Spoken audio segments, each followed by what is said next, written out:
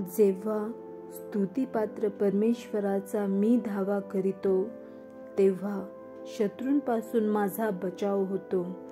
जेव्हा मृत्यूच्या बंधनांनी मला वेष्टिले, नाशाच्या पुरांनी मला घाबरे केले, अधोलोकाच्या बंधनांनी मला घेरले, मृत्यूचे पाश माझ्यावर आले, तेव्हा अरिष्टदायी विपत्तीत मी परमेश्वराचा धावा केला.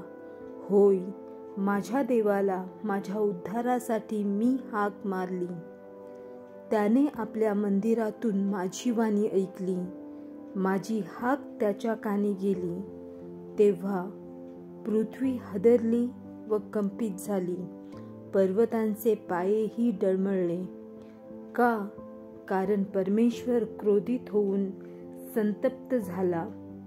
त्याच्या नाकपुड्यातून धूर निघत होता. त्याच्या मुखातून ग्रासणाऱ्या अग्निज्वालांमुळे निखारेही धगधगत होते. परमेश्वराने आकाश फाडले. तो खाली आला व घट्ट काळ्या ढगावर उभा राहिला. नंतर देवाचे चमचमते तेज ढगातून बाहेर पडले. परमेश्वराच्या तेजाने घनमेघातून गारा व धगधगीत इंगळ बाहेर पडले. परमेश्वराने आकाशात गर्जना केली. परात्पराची वाणी झाली. गारा व धगधगीत इंगळ बाहेर पडले. त्याने आपले बाण सोडून त्यांची दानादान केली व विजा पाडून त्यांची त्रेधा उडवली. तेव्हा हे परमेश्वरा, तुझ्या धमकीने, तुझ्या नाकपुड्यातील श्वासाच्या सोसाट्याने जलाशयाचे तळ दिसू लागले. पृथ्वीचे पायही उघडे पडले. त्याने वरून हात लांब करून मला सावरले.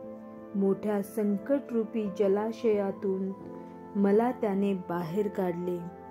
त्या भयावह व उन्नत सर्वसमर्थ सेनाधीश परमेश्वराचे, हे माझ्या जीवा, तू सर्वदा उपकार स्मरण कर.